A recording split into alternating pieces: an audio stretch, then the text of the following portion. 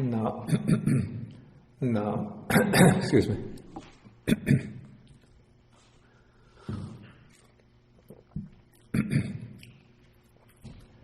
Namo tassa bhagavato arahato samma sambuddhassa. Namo tassa bhagavato arahato samma sambuddhassa. Namo tassa bhagavato arahato samma sambuddhassa. Okay, today is December 3rd, 2011. Okay, good morning, everyone.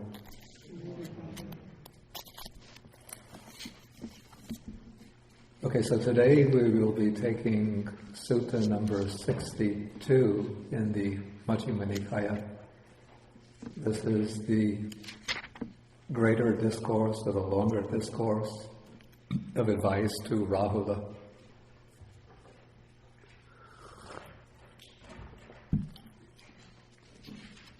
In the last sutta that we studied was the discourse of advice to Rahula at Ambalatika.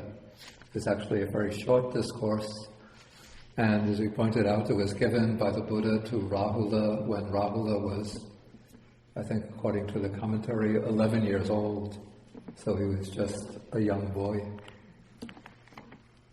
Now this discourse is given to Rahula, according to the commentary, when he was 18 years old. So now he's turning from a boy into a young man, and his thinking is starting to flow along in the accustomed pattern of the way a young man will think.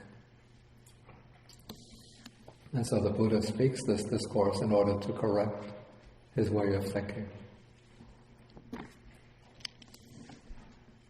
Okay, so the sutta begins when the Buddha was living in Savatthi, in Jeta's Grove at Savatthi.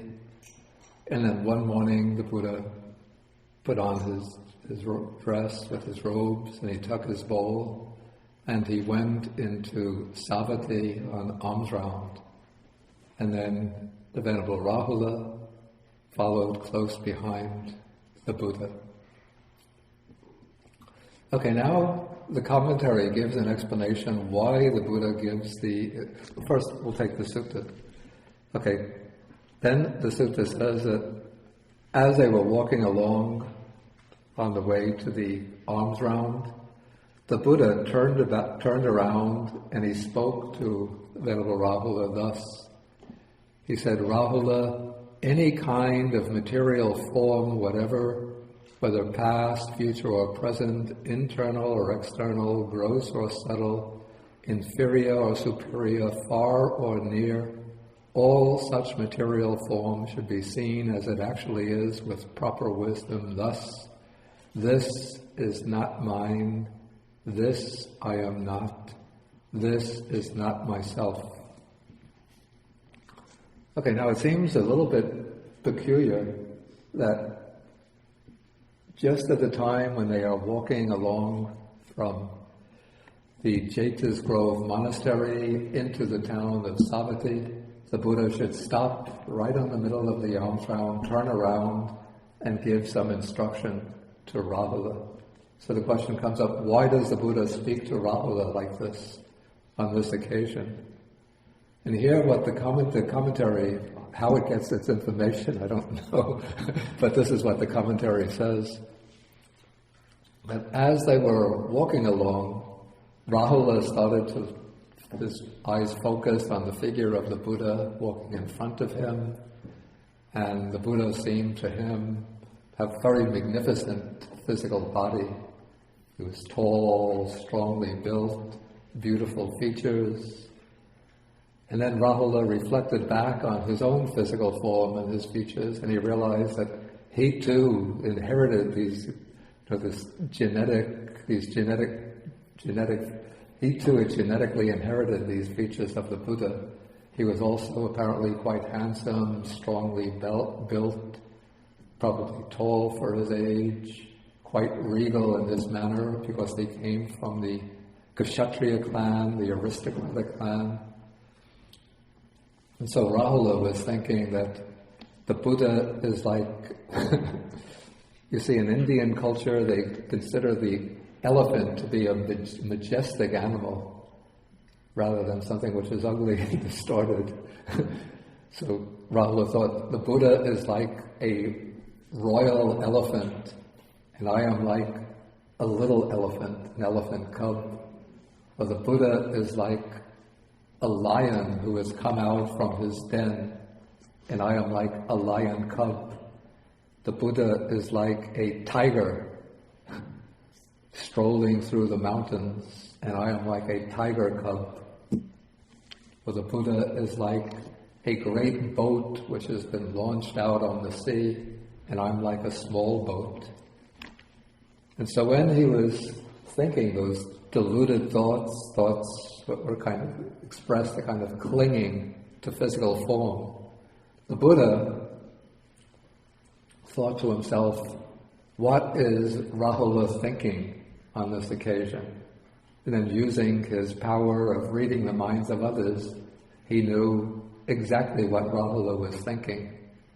And so he realized that if Rahula continues to cling to this physical form, this will become a basis of conceit, a basis of attachment, a basis of lust, which will lead him off from the path to liberation. And so the Buddha realized that in order to cut off those thoughts right at the root, as soon as they're arising, he has to give Rahula very pointed, concise instructions on how to contemplate the body or form as it really is. That is, to see the body in the light of anatta, in the light of non-self. And so he says, whatever kind of form there is, past, present, or future, all this should be seen as it really is with right wisdom. This is not mine. This I am not. This is not myself. Okay, now Rahula was quite intelligent young man. And so when he heard this question, thought came to him, when the Buddha says this, is he speaking only with reference to material form, or with reference to the whole complex of factors that make up personal identity? And so Rahula then asks the Buddha, he says, are you saying this only about material form? Only about material form? Then the Buddha says, I'm saying this about material form, but also about feeling, perception, the volitional formations or volitional activities, and consciousness. Okay, so we have here, in this very short passage, an extremely concise formulation of the Buddha's teaching of anatta, non-self. Okay, what exactly does the teaching of non-self mean? What is the purpose of the teaching, and why is it formulated precisely in this way? We always come across this formulation again and again in the suttas. First, we have the 5 aggregates. These are the 5 constituents of individual identity. And so when the Buddha speaks about a human being or any kind of sentient being, he speaks about the being by analyzing the constituents of experience into these 5 categories, 5 groups of factors. I know that I've gone through this several times, but it doesn't hurt to hear it again. And each time one gets new questions or new understanding.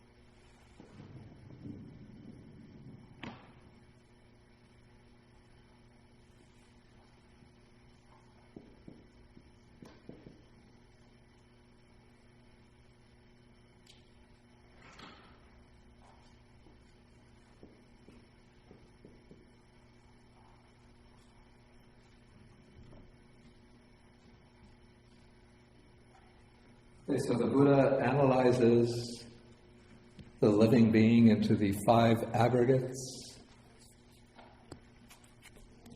And of the 5 aggregates, one, the aggregate of material form, is physical or material. And it includes all the physical components of the person. In other words, the body and all aspects of all the physical aspects of experience. And then the other 4 aggregates are mental. And the way I understand it, of the 5 aggregates, probably we could say that the 2 primary ones are material form, or the body, and consciousness. Consciousness is what contributes the element of awareness, which I call it the light of awareness, which sort of opens up through the 5 physical sense faculties and through the mind, and it makes possible the experience of an objective world. Then the middle 3 aggregates I see as 3 mental functions that arise primarily based on consciousness, but always, in case of human experience, operating through the sense faculties, including the 6th faculty, the mental faculty. And so when we experience what I call the flavor of an object as being either pleasant or unpleasant, agreeable or disagreeable, or neither, that is feeling. So feeling is that particular mental function that is able to sort of draw out, suck up the flavor of an object, that can determine whether the object is agreeable or disagreeable, pleasant, unpleasant, pleasurable or painful. Okay, then the mental function which selects the object out of the objective field, which determines its nature, which selects certain features of the object for special focus. This mental function is what we call sanya, which is what we translate perception. So it's through perception or sanya that we're able to identify things. We identify things initially. When we see something for the first time, then we single it out, and by reason of its marks and features, we ascribe a certain character to it, or we can subsume it under conceptual categories. So if I see this for the first time, then I think this is the first time that I've seen this. Usually we've had a ceramic cup. So this is a black metal flask. So I select the color, black. I select the shape to determine it as a flask, and I see inside there's water, and when I drink the water, though there's only water in there, I get a very slight taste of oolong tea, which arouses a strong craving in me.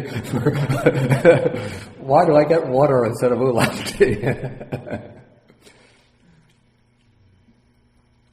So anyway, by reason of the presence of water, then I identify this as a flask for holding water. So all of this is the work of perception.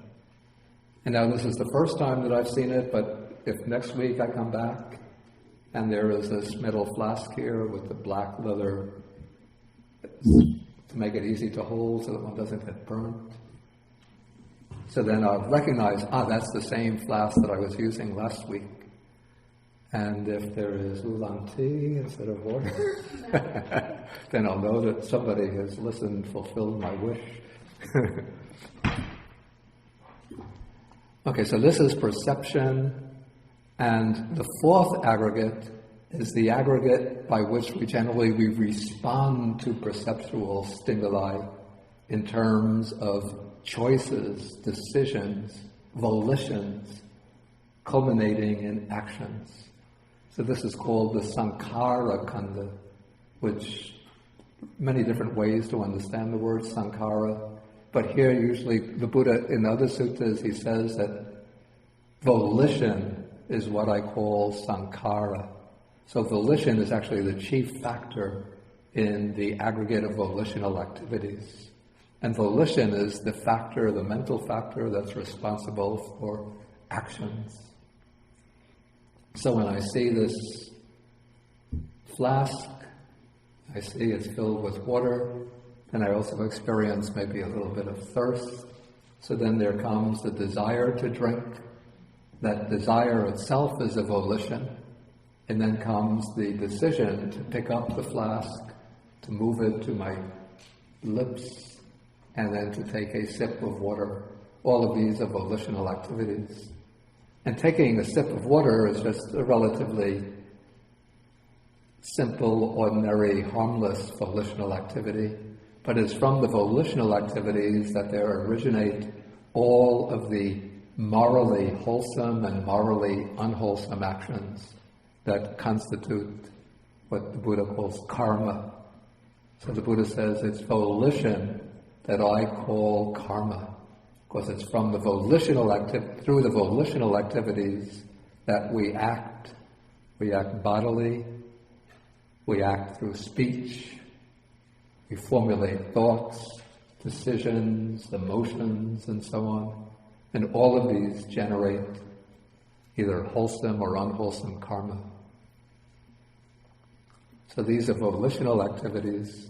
And then the aggregate of consciousness, as I said, is, I call it the light of awareness that arises through the 6 sense faculties. So when the Buddha explains the aggregate of consciousness, he divides it into 6 types depending on the base through which it arises. So it can arise, the consciousness that arises based on the eye faculty is eye consciousness, which performs the function of seeing. The consciousness that arises based on the ear is called ear consciousness. And so with the other 5 sense consciousnesses, then the consciousness that arises based purely on the mental faculty, the consciousness that takes purely mental objects, images, ideas, concepts, thoughts, this is called mind consciousness. Or reflective consciousness. And so it might be important to note, sometimes the question comes up, and it's a question that I've sort of struggled with myself. What is the difference between consciousness and perception? Because they seem quite close. In fact, there's a sutta which explains the 5 aggregates, and it says, what is perception? One perceives blue, yellow, red, white. What is consciousness? One cognizes, or one knows, sweet, sour, bitter, salty, and some other flavors. Which is a little puzzling because it seems that the sutta is trying to pinpoint the difference between perception and consciousness, in that perception is involved with colors, and consciousness is concerned with taste. But I have to say, I suspect that sutta, that it's not, I don't think it's really complete enough.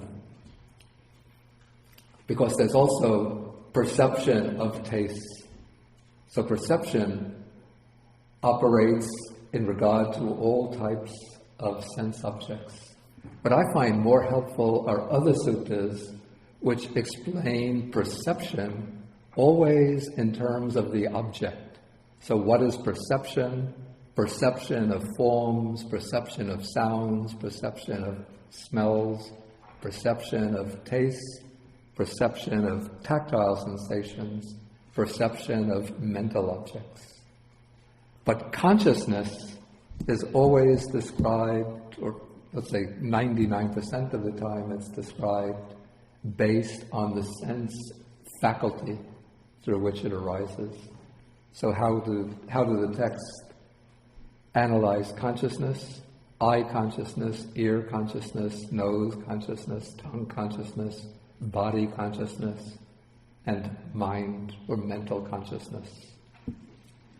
So based on this, I see the difference between perception and consciousness to be that consciousness, I call the light of awareness that arises based on a particular sense faculty.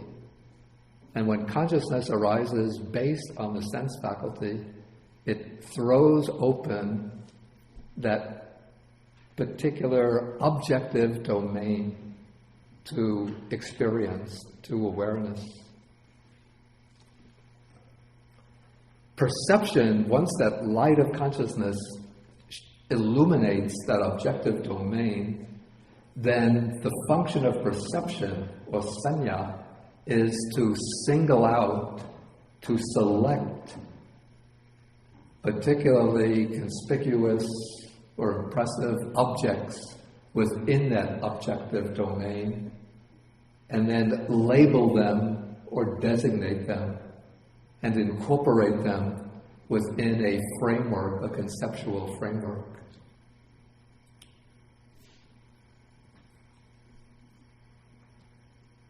And so it's through, to come back to the flask, it's through eye consciousness that this whole visual field opens up.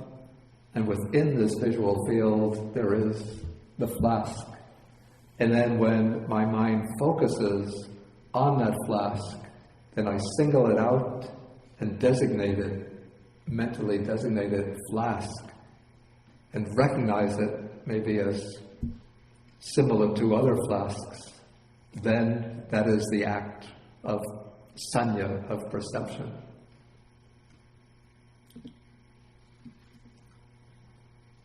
Okay, so these are the 5 aggregates. Anybody have any questions on anything that has come up at this point? Okay, Patrick. There's a microphone. It's the attitude to come in. Attitude. Yes. Yeah, attitude probably would come in under the aggregate of volitional activities, even though it's not a volitional activity in itself, but this aggregate of volitional activities is used almost like we would call an umbrella category to include all types of mental functions that don't fall under the other aggregates. So within the different Abhidharma systems, all the other mental factors that are mentioned in the suttas, apart from feeling and perception, are classified in the aggregate of volitional activities. Okay, Sandy? Hi, Bhante. In the case of delusion, what I mean delusion is referring to the people with mental illness, especially when they have delusion. Oh. So, yeah, when people have delusion. A delusion, yeah. Yeah, so is the thought of in perception or the thought in consciousness? I would say that probably delusion itself as a mental factor would come within the aggregate of volitional activities. Probably.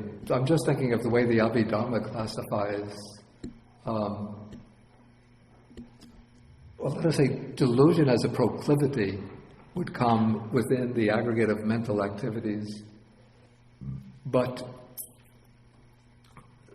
delusion as a proclivity would then influence perception so that people would then perceive things in deluded ways. So somebody, this is the classical case of the drunk man who says, but there's a pink elephant in the room. And that's what, I don't know whether they say that anymore, but we always used to say that when somebody gets very drunk, they say there's a pink elephant in the room. So his perception of the pink elephant is certainly it's a perception. It belongs in the perception aggregate. But maybe the state of intoxication that disposes him to see the pink elephant in the room, that mental intoxication would be in the aggregate of mental activities or volitional activities.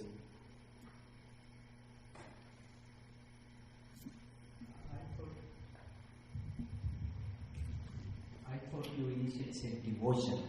I thought you said devotion first, but then... Yeah, I thought you said devotion or delusion. Not devotion. Yeah, first I heard devotion, but then when you went on... But devotion would come also under the aggregate of volitional activities. And what about in the case of hallucination? Because hallucination is different from delusion. Yeah, probably hallucination would be... It seems... I mean, I just have to guess here because I don't recall cases where hallucinations are discussed in the text. But I would say probably it affects primarily perception. So it's a distortion of perception.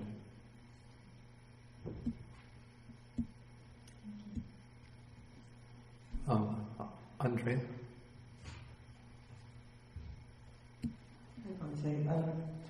I think what's sometimes difficult, I think especially for like the Western mindset, is we have a different view of what consciousness is, like this all-reaching, overarching, sort of light awareness, as you call it. Yeah. But you're right, like in the suttas, it just seems strange to it's really ground down. Eye, ear, nose. Yeah. We're not used to, at least in this culture, we're not really used to thinking of consciousness as that way. It's at least my perception. It's what? At least my perception of pun intended. Mm-hmm. I think that can make it maybe difficult. I mean, does anybody here usually think of, my eye consciousness? We just think that we're conscious of stuff that goes on. Yeah. So I think that could be... Yeah, that's... It's really ground down into... Yeah. Also, sometimes sankharas, I notice, are sometimes also translated as fabrications. Yeah, that is Achan Tanisara, who uses fabrications. Yeah. He's not dogmatic about it, but he just feels, because he was talking about what you call the umbrella aspect, the clearinghouse aspect of that particular conduct, that so much can kind of go underneath that. Yeah, in a way, fabrications also, it's pretty much almost like based on the etymology of the word sankhara. Because sankhara comes from the verb that underlies it is karoti, which means to make, and then it has the prefix sang, which together. So sankhara is putting together, assembling, or constructing. Which is also active in doing. Yeah, it's an act of doing. The little problem with fabrication is that the fabrications that usually we think of things that are manufactured rather than the act of manufacturing. Whereas in sankhara, the emphasis is on the doing aspect rather than the product. Though sometimes the word sankhara also has the meaning of the products, the things that are fabricated or put together. But it's also, I usually think of it when I read the word as volitional fabrication, trying to sort of get both in. Yeah, actually that's good, yeah. But it's also when your mind just fabricates and fabricates. Yeah, that's good actually. I used in the Samyutta Nikāya translation volitional formations, but I wasn't so happy with formations, again because it suggests too much the product rather than the activity. So now when the Anguttara Nikāya translation comes out, you'll find volitional activities. Please take the microphone. Thank you, as we were discussing before, the awakened mind as being possibly the only thing that's actually real, where would that fit in? Say it again. You and I were discussing after breakfast about the awakened mind being perhaps the only thing that actually is real. And many schools feel that focusing on that awakened mind is in fact an upada, or a very, very powerful methodology towards actually bringing that into manifestation. Yeah. Where would that possible truth fit in? That seems to be an idea that developed in the course of later Buddhism. In early Buddhism, the Buddhism of the Nikayas, mind is not really given a special prominence as being more real than the other factors of experience.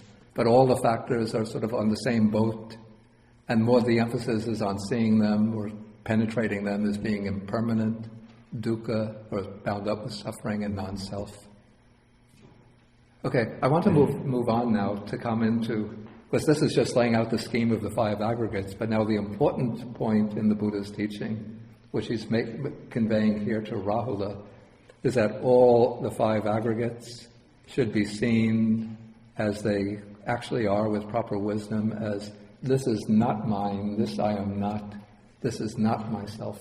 So this is a capsule statement of the Buddha's teaching on anatta. And now why does the Buddha place this special stress on the teaching of anatta?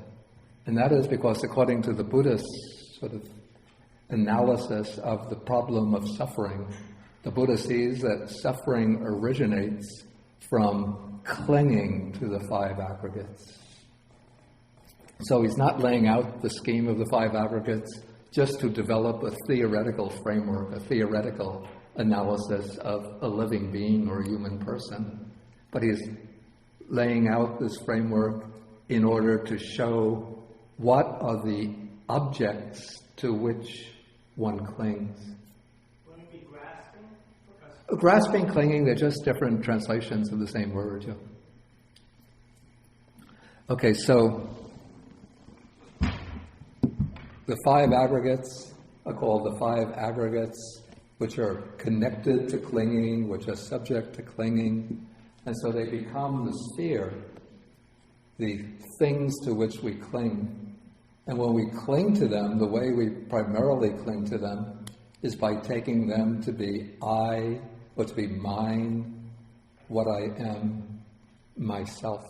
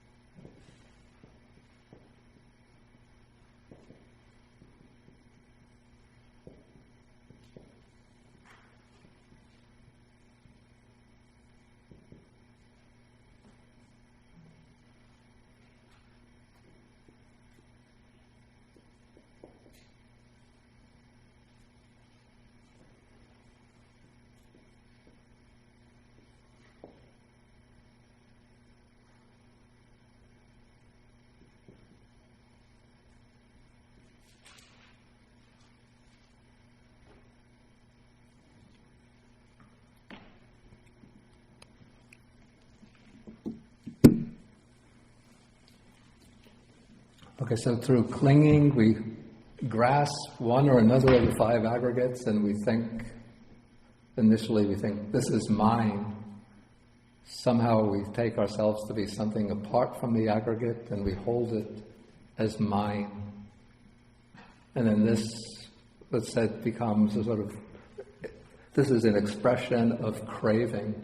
It's through craving to have some kind of identity that we hold the aggregates as being mine, my possessions, my belongings. Or else we identify with the aggregate, saying, this is what I am. I am body, I am feeling, I am perception, I am volition, I am consciousness. And this is said to be an expression of conceit, conceiving oneself, or the conceit, I am. And then at a more theoretical level, then we formulate the view, this is myself. This is my permanent, eternal essence. And then this is the way we formulate views of self.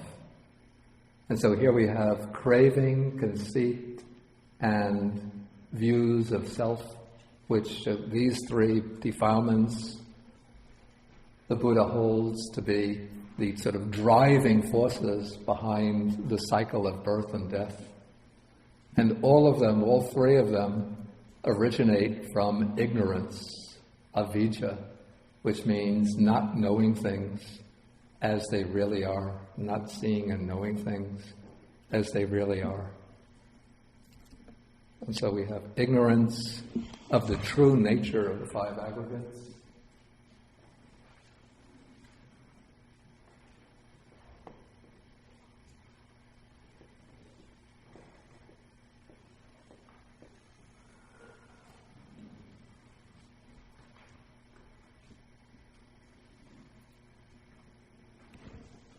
Ignorance of the true nature of the five aggregates leads to this clinging to the aggregates as being mine, I, and myself.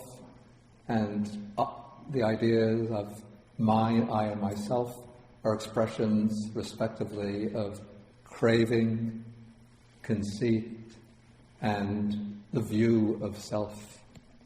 Okay, so the Buddha has to, in order to eliminate ignorance, he develops or proposes this, we call it a strategy of contemplating the five aggregates as being not in any way a self or the belongings of a self.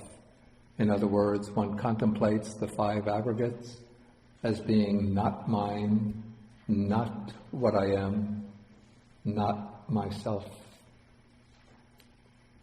Which doesn't mean that beyond the five aggregates, the Buddha is pointing to some kind of transcendent self, but rather in the Buddha's sort of methodology, the contemplation of the five aggregates as being non-self uproots ignorance, or gradually it removes craving, conceit, and wrong views, and when they are eroded, then there comes a liberation. Okay, so the characteristic of non-self is often said to be the most difficult, extremely difficult to see. And so in many suttas, the Buddha approaches non-self indirectly by laying out the scheme of three characteristics, that is, impermanence, suffering, and non-self.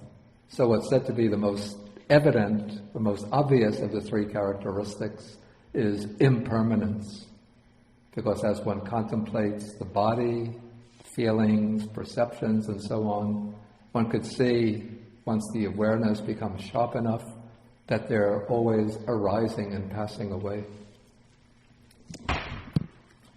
When one sees the impermanence of the five aggregates, then one realizes that the five aggregates are, we can say, are not a basis of security, that they cannot provide any kind of secure, lasting, stable happiness.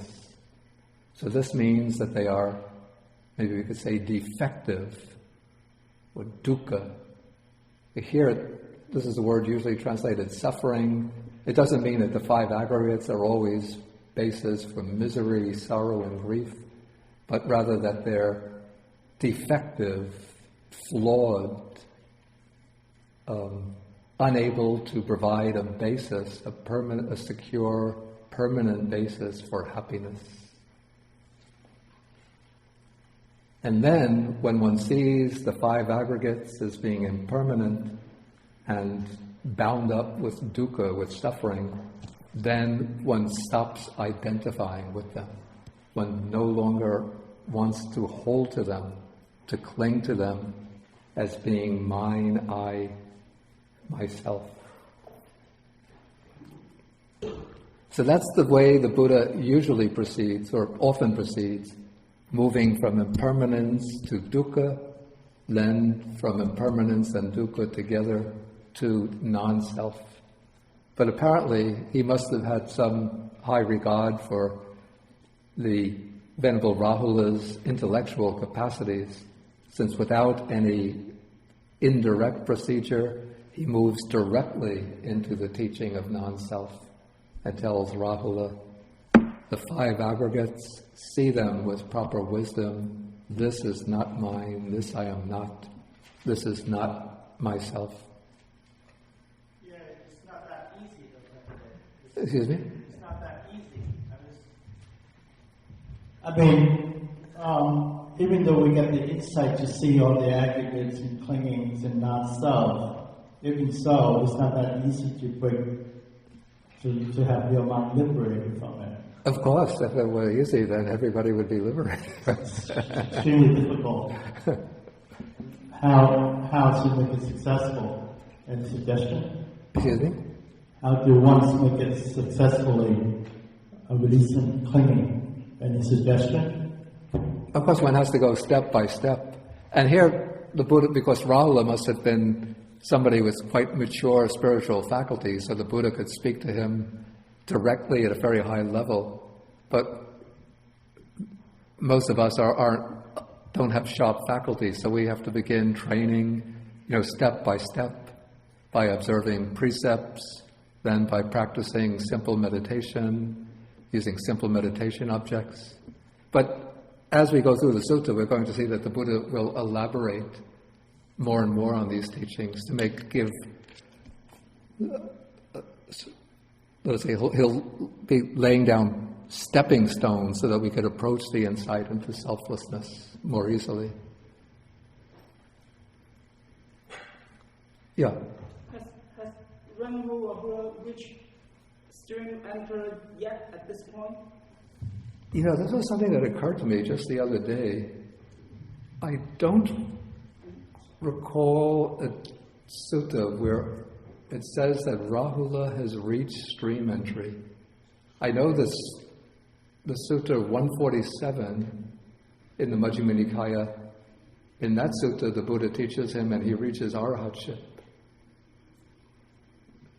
Is there a little blind spot in my memory? Does somebody who knows the suttas well remember a sutta where Rahula reaches stream entry?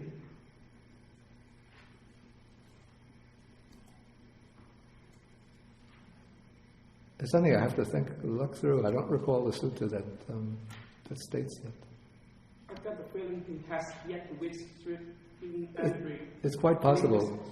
It's quite possible that he hasn't reached it yet. Okay, let us go on, because I wanted to go through at least the 5 elements meditation today.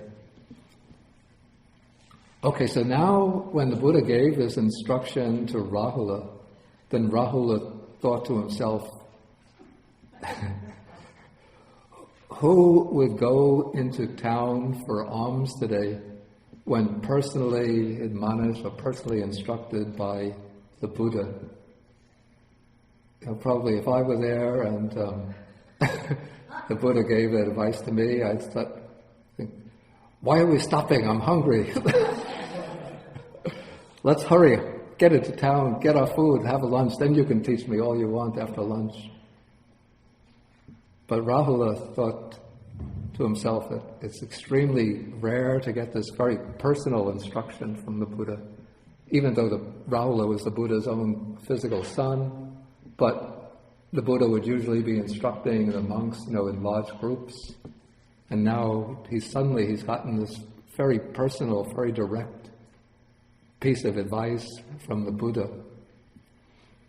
And so instead of continuing on the alms round, he turns back, he goes to a tree, sits for the shade, sits down under the tree, crosses his legs, and then sets up mindfulness in front of him. And obviously he's probably contemplating the 5 aggregates as non-self based on the Buddha's advice. Okay, now as Rahula is sitting there, Venerable Sariputta probably a little bit later came along to go to Savatthi for alms. And he sees Rahula sitting there, and then he says to Rahula, develop mindfulness of breathing. When mindfulness of breathing is developed and cultivated, it is of great fruit and great benefit.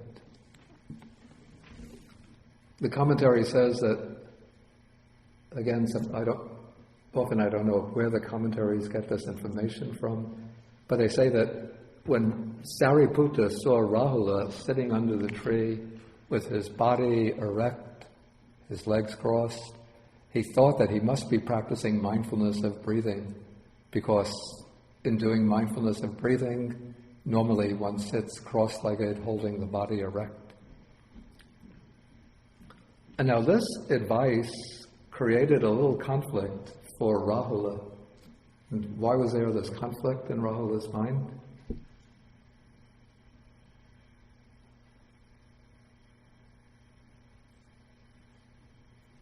Is it cheating if I looked at the footnote?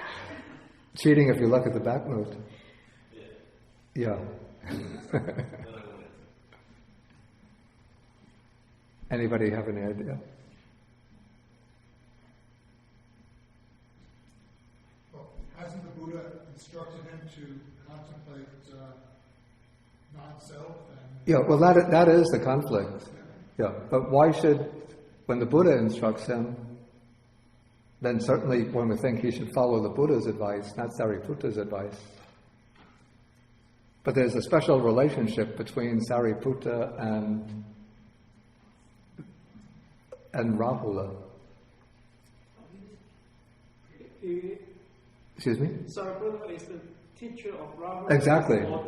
Yeah, exactly. That is it. I think I did mention that the other day when I gave the background story about how Rahula became a monk. That was last sutta. Yeah. The Buddha didn't ordain Rahula himself, but when Rahula came and asked to become a monk, then the Buddha turned to Sariputta and he instructed Sariputta, ordain Rahula. So Sariputta is Rahula's teacher, his ordination teacher, and the Buddha is, the supreme teacher. And so Rahula has now gotten different instructions from different teachers. And so he has to find a way to negotiate this. Presumably he continued meditating according to the Buddha's instructions, but then in the evening he comes to the Buddha and pays homage to him and asks, how does one practice mindfulness of breathing so that it is of great fruit and great benefit? But the Buddha doesn't answer Rahula's question directly. He will answer it later in the sutta, but now he still wants to train Rahula in contemplation of the body as non-self. And I find this sequence particularly interesting because, when anybody starts meditation, you start off with the instruction on mindfulness of breathing. That's considered the most basic, the most rudimentary meditation subject in Buddhism. But we could see that the Buddha doesn't necessarily start people off with mindfulness of breathing, but according to the particular capacities, dispositions, the need of the person, the Buddha will tailor his instructions. And so for Rahula now, the particular problem that's been obstructing him is this pride in his physical beauty and his attachment to his body. So now the Buddha wants to show Rahula the way to overcome that attachment to the body. And so he's going to do this by teaching the meditation on the 5 elements, the 4 primary elements and the space element. Okay, so he says, Rahula, whatever internally belonging to oneself is solid, solidified, and clung to.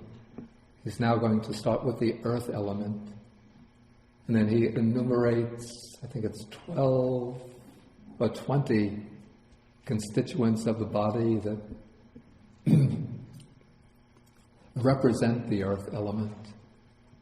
At the analytical level, every constituent of the body has all 4 of the primary elements. Because all of these 4 elements necessarily coexist. So anything that's solid, even something hard like teeth or the fingernails, has the earth element, water element, it has the fire element, some degree of heat, and the air element. The 4 elements at the philosophical level represent 4 properties of matter. The earth element is the property of solidity, or maybe we could say resistance, the property by which matter resists compression. The water element is the aspect of flowing or mobility. And also it's said to be the aspect of cohesion, of being binding together, sticking together. The fire element represents bodily heat, and the air element represents pressure, oscillation, movement, expansion, contraction. Okay, but even though all four elements are present through every part of the body, but in certain parts, one element or another is more prominent than the others. Okay, so the parts in which the earth element is prominent, hairs of the head, hairs of the body, fingernails, toenails, teeth, skin, the flesh or muscles, the sinews, bones, the marrow, kidneys, heart, liver, diaphragm, spleen, lungs, large intestines, small intestines, contents of the stomach, feces, or anything else belonging to oneself that's solid, solidified, and clung to. This is called the internal earth element. Okay, now proceeding further, this is a way to, you see, usually we identify with the body, taking it to be mine and I. But now the Buddha is going to show the commonality between the internal element and the external element. So both the internal earth element and the external element are simply the earth element. In fact, there's constant interchange or exchange between the internal and the external. So when we eat a meal, we take the food, which is external earth element, we chew it, we swallow it, it becomes metabolized and assimilated to the body, and it becomes then internal earth element. And then the waste from the food and also waste shed by the body comes out through various organs of excretion, and it becomes external earth element. Okay, so if we just look at them in terms of their characteristics, not identifying one as being I or myself, the other as being external, but we just see them as the property of hardness or solidity, we see that they're both earth element. And then we contemplate this as it really is with proper wisdom. This is not mine. This I am not. This is not myself. So we kind of detach the mind from its identification with the solidity of the body. And so then the Buddha says, when one sees this as it really is with proper wisdom, one becomes disenchanted with the earth element. That is, one is no longer enchanted with it by taking it to be I and mine.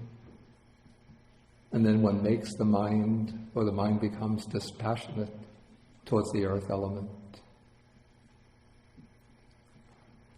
Okay, then next the Buddha moves into the water element or the liquid element. So this includes all of the parts of the body that are primarily liquid. So what is the internal water element?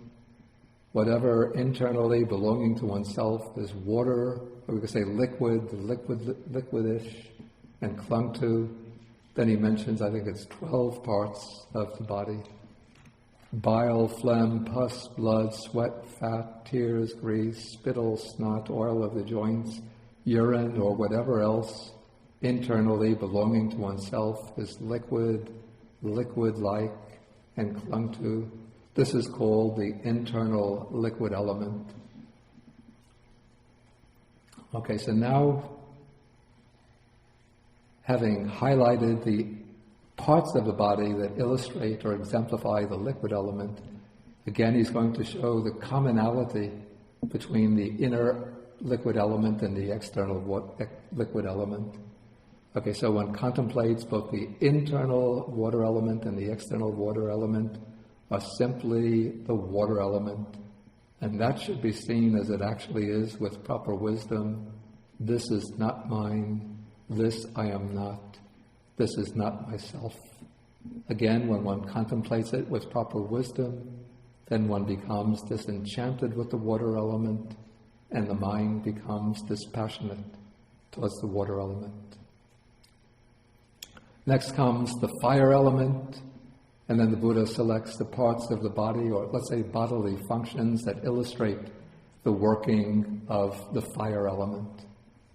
So whatever internal to the body is fire, fiery, and clung to, that by which one is warmed, that is the warmth of the body, the natural temperature of the body, that by which one is aged and consumed, because according to the Indian physiology, it's the activity of the fire element that makes the flesh of the body age more quickly. You know, if you go to live in a hot climate, the skin dries up more quickly and then wrinkles more quickly than if one lives in a cooler climate. Or at least that's what they say. Okay, and that by which what is eaten, drunk, consumed, and tasted gets completely digested. Because digestion is just a process of burning up the food. Okay, whatever else internally belonging to oneself is fiery, and clung to, and so on. So the internal fire element, the heat of the body, the external fire element coming from the heat of the sun, the heat of the atmosphere, simply the fire element. Again, this should be seen as it really is, as not self, and so on. Then forth comes the air or the wind element. So what is the internal air element? Again, whatever is airy, and clung to, belonging to oneself. The winds that go upward, the winds that go downward, winds in the belly, winds in the bowels, winds that course through the limbs, in-breath, out-breath, whatever else is airy, and clung to internally. This is called the internal air element. So we're constantly breathing in the air, we breathe in, the body takes the oxygen out from the air, and it releases the carbon dioxide into the bloodstream, and it gets expelled through the lungs and through the skin. And so we're always in a constant state of exchange of the air element with the outer atmosphere. And so there's really no hard and fast distinction of internal and external. When we look at them simply in terms of the property, we see that it's just the air element. And so one then contemplates it with wisdom. This is not mine, this I am not, this is not myself.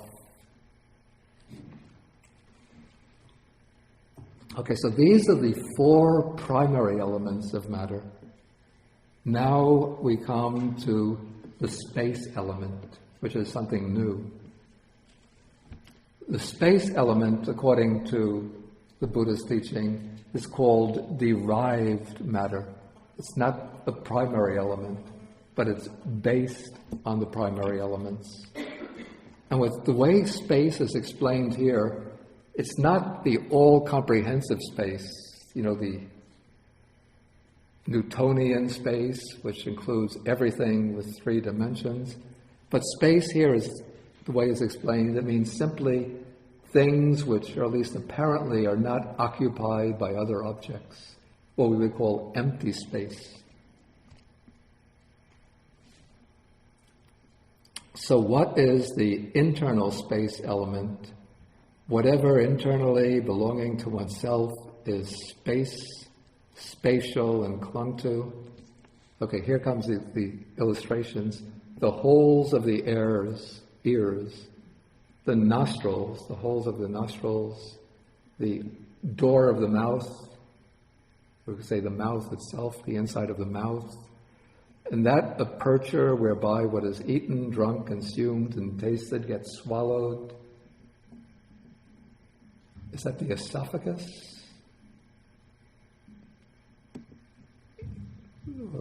Is there another more common name for that?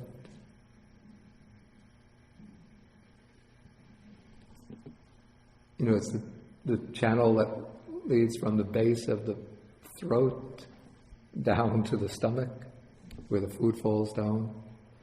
Okay. And then where it collects in the space in the stomach, and where it is excreted from below, that would be the empty space in the intestines and the anus, and whatever else internally belonging to oneself is space, spatial, and clung to. This is called the internal space element. So that's the inner space, and then we have the external space element, all space that's not occupied by objects. And that should be seen as simply as the space element, and it should be seen as it really is with proper wisdom. This is not mine, this I am not, this is not myself.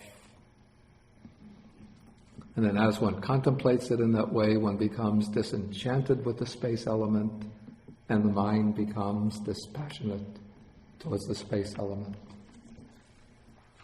Okay, so this is the Buddha's advice to Rahula on how to contemplate the body as non-self. First, he begins, when they were going on alms round, with a very concise, very brief instruction. Just contemplate material form is not mine, not I, not myself.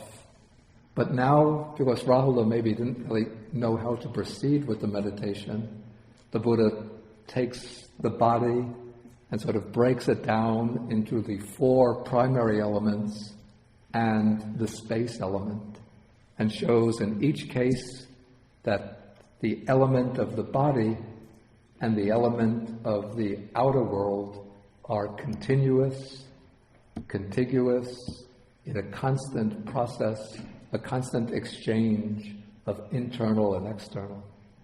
And so when one views the body in this way, one sees that there's no essential difference between this physical body and the matter of the external world. And then one disidentifies oneself, de-identifies oneself with the material substance of the body. There's another sutta that comes in the Majjhima Nikāya where the Buddha illustrates this in a somewhat different way.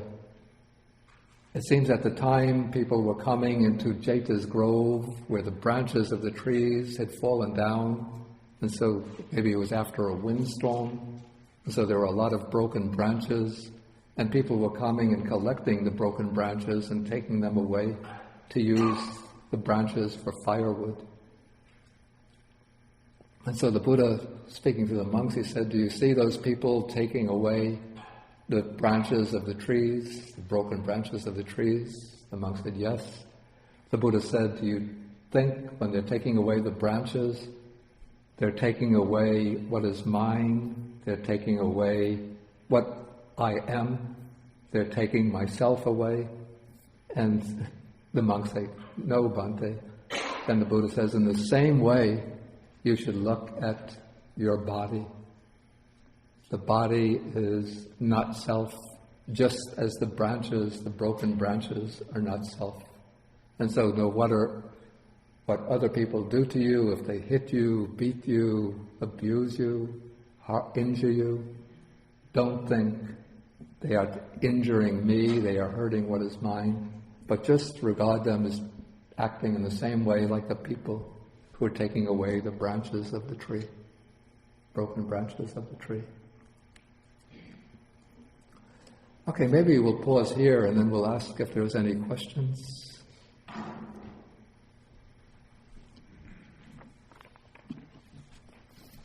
which sutta was that? It's I think it's in the Kanda Samyutta. That's chapter 22. And the title of the sutta is I think it's called Not Yours.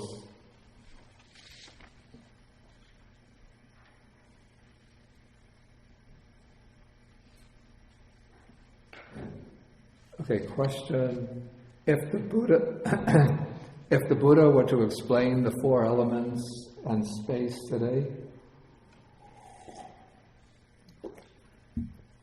would it be simple to just say that everything is merely physical properties in time and space existence, basically subject to change? Yeah, I think, of course, the Buddha was speaking against the background of the physiology of the physics of that period, which spoke of things in terms of which understood the material world in terms of 4 elements. If the Buddha were teaching today, he might speak, more explicitly about different muscles, cell structures, molecules, maybe processes like metabolism. Anybody with a background in biology could add many more features that I don't know about. But he would use the terminology which was understood by people in that period.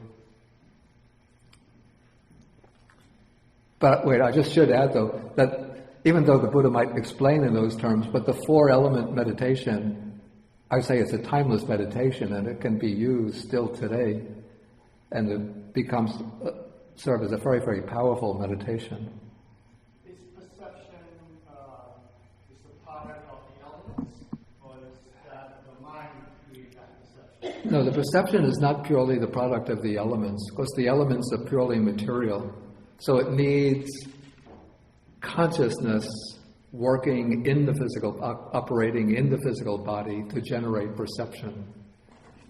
Where I listed the 5 aggregates. The 4 elements belong to the aggregate of material form, but for feeling, perception, and volitional activities to take place, one needs consciousness. So it's consciousness in the body. They're interdependent, yeah.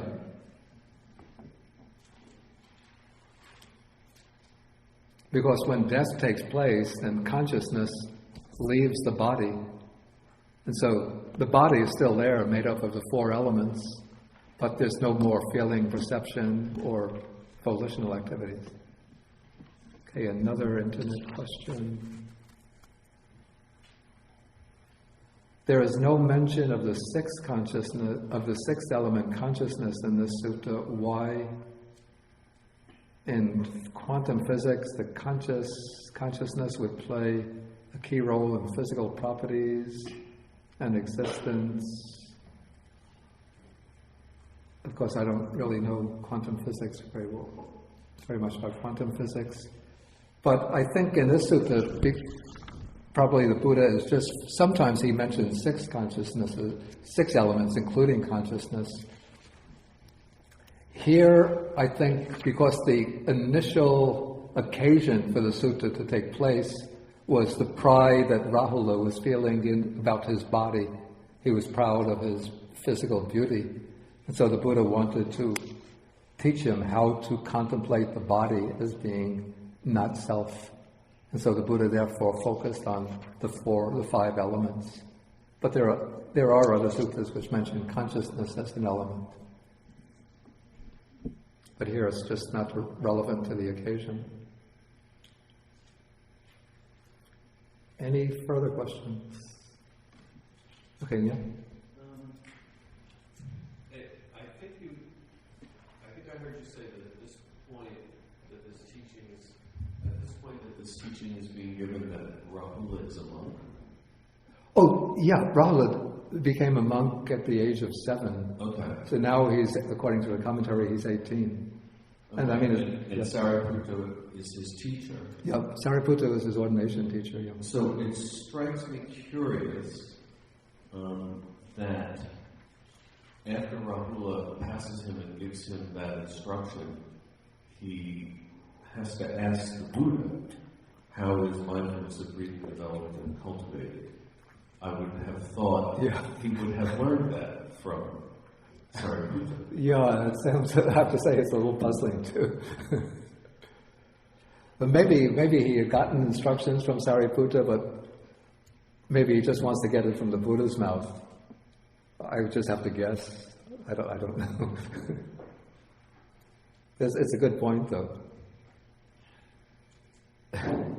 And also, I mean, he's been in the Sangha he was ordained at the age of 7, 11 years in the Sangha. One would think in that time he would have gotten explanations of the 4-element or 5-element meditation as well. Why does he have to get it on that occasion? Yeah, Risha. What's the relationship between mental formations and volition? That is, some texts say that listing the 5 skandhas list volition, and some list formations or mental formations. Yeah, you see, the Pali word is sankhara, a word which is very difficult to translate into English with one specific English word. And the word sankhara is used in the text in different ways. So, sankhara, when it's explained in the suttas, the Buddha says that, or he explains the aggregate of sankharas in terms of chaitana, which means volition. And so volition is obviously, it's the chief factor in the aggregate of sankharas. But the Buddhist tradition uses sankhara as a broad umbrella category for including all mental activities that don't come under any of the other aggregates.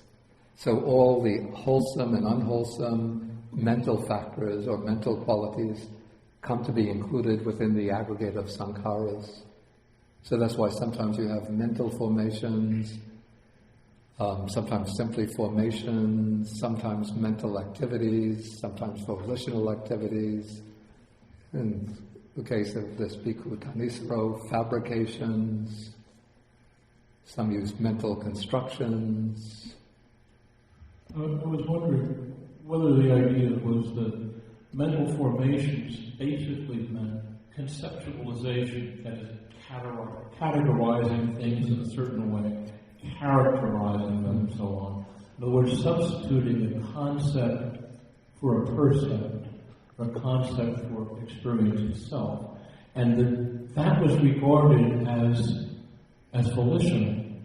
That is, that the Buddha regard any form of conceptualization as willful. That is, one conceives of things rather than simply perceiving them, because one is willfully imposing oneself on the world. Is that the idea? I don't know whether that is actually intended, by using the term sankhara, but there are suttas which do illustrate how we call them certain mental proclivities or dispositions, insert them, build up upon the input provided by sanya, by perception, to result in distorted conceptual constructions, which then sort of mold the world or filter the world through one's dispositions and preconceptions. One finds that particularly in the very first sutta in the Majjhima Nikāya, which is not so clear, read on its own, one needs explanation to understand it. But here the Buddha speaks about how, based upon a distorted perception, one starts to think in terms, well, it's actually, maybe a better example, a clearer example would be Sutta number 18 in the Majjhima Nikāya, the Honeyball Discourse, where the Buddha, or it's actually Mahakachana, one of the disciples, who explains how from the process of perception begins with contact and leading into feeling, then perception, then based on the perception there come mental proliferations. And it's these mental proliferations which are sort of the conceptual constructs by which one distorts the objective field according to one's predispositions. Thank you. Okay, we'll take one more question and we'll have to break for lunch.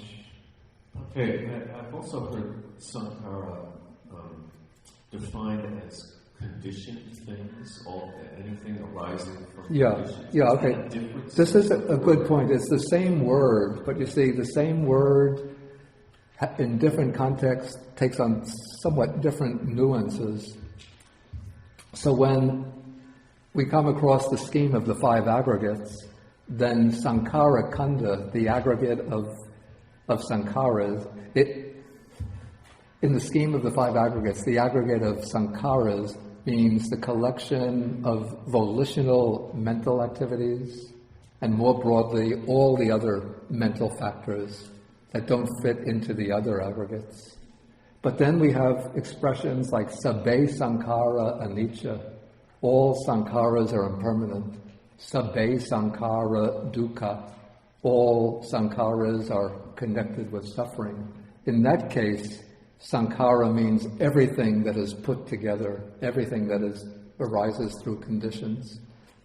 In that case, all the five aggregates are sankharas.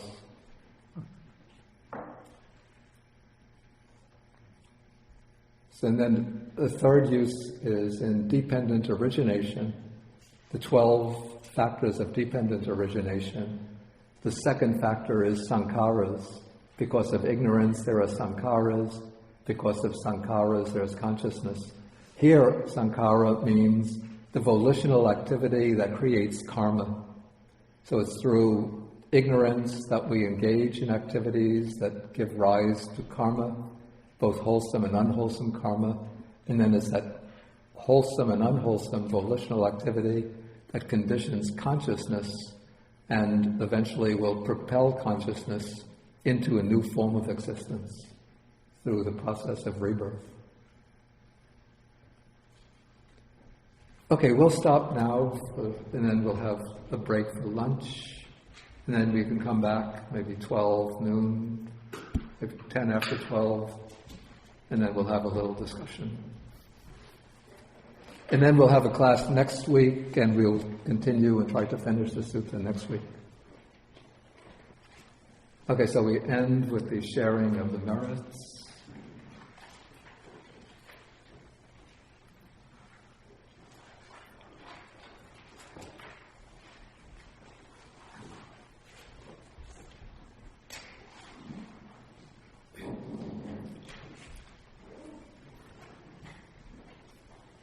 Akasata chabhumata deva naga mhitika punyantang anumoditva chirang rakantu sasanam.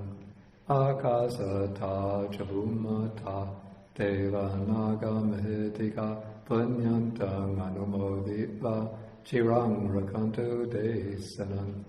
Akasata chabhumata Deva naga mahidika punyantang anumoditva chirang rakantu mang parang etavatajam hehi sampadang punya sampadang sabbe devanumodantu sabba sampati siddhya etavatajam hehi sampadang punya sampadang sabbe bhutanumodantu sabba sampati siddhya Etavatacham hehi sampadang punya sampadang sabbe satanumodantu sabba sampati siddhya bhavagupadaya vijayatato etantare satakayupapanna rupya rupicha sanya sanino tukha pamuchantu pusantu nibuting.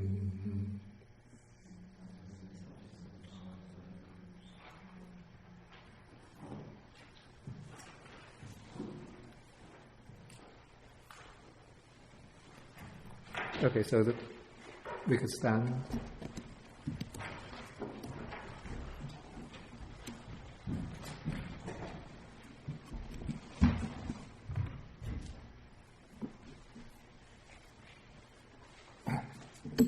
Now we do 3 half bows to the Buddha.